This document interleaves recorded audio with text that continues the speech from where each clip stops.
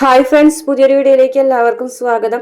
ഇങ്ങനെ ബാലേന്ദ്രൻ പോയതിന് ശേഷം വൈജയന്തി നേരെ അമ്മയുടെ റൂമിലേക്ക് ചെല്ലുകയാണ്. എന്നിട്ട് അമ്മനോട് ഇങ്ങനെ ചോദിക്കാനത്തിന് മടിയൊക്കെ ഉണ്ടെങ്കിലും ചോദിക്കുകയാണ്, അമ്മേ അമ്മ അലീനയോട് ആഗ്രഹയിലെ കാര്യങ്ങൾ വല്ലതും പറഞ്ഞിട്ടുണ്ടോ എന്ന് ചോദിക്കുകയാണ് കേട്ടോ. അപ്പം മുത്തശ്ശി ചോദിക്കുന്നുണ്ട്, എന്താ എന്താ നീ അങ്ങനെ ചോദിച്ച്? അല്ല, അന്ന് എറണാകുളത്തിന് പോയി വന്നതിൻ്റെ അന്ന് രാത്രി അവൾ എന്നോട് പറഞ്ഞു ആഗ്രയിലെ ചരിത്രം കുറേ അവൾക്കും അറിയാമെന്ന്. അപ്പോൾ അവൾ എന്തോ മനസ്സിൽ ഉദ്ദേശിച്ചിട്ട് പറഞ്ഞതുപോലെയാണ് എനിക്കന്ന് തോന്നിയത്.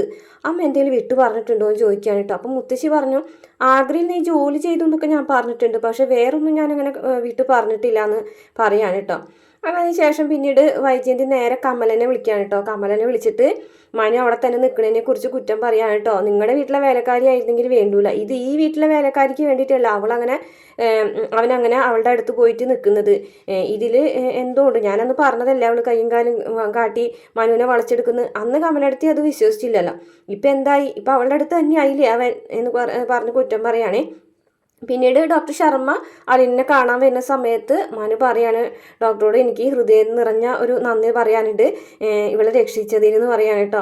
അപ്പോൾ ഡോക്ടർ പറയുന്നുണ്ട്, അതിലങ്ങനെ പ്രത്യേകിച്ചൊന്നുമില്ല, റിങ്കു വന്നിട്ടാണ് ഇത് കാണിച്ചു തന്നത്, ഞാനിവിടേക്ക് ഒരു ആംബുലൻസ് വിളിച്ച് കാണിച്ചെന്നല്ലേ ഉള്ളൂ എന്നൊക്കെ പറഞ്ഞയച്ചെന്നല്ലേ, പ്രത്യേകിച്ച് ഞാനൊന്നും ചെയ്തിട്ടില്ല എന്ന് പറയുമ്പോൾ ഇതെൻ്റെ ഹൃദയത്തിൽ നിന്ന് നിറഞ്ഞ് പറയുന്നതാണ്, അത്ര ആത്മാർത്ഥതയോട് കൂടിയിട്ട് ഡോക്ടറോട് നന്ദി പറയാണ് ഇവളുടെ ജീവൻ രക്ഷിച്ചതെന്ന് പറയണേ.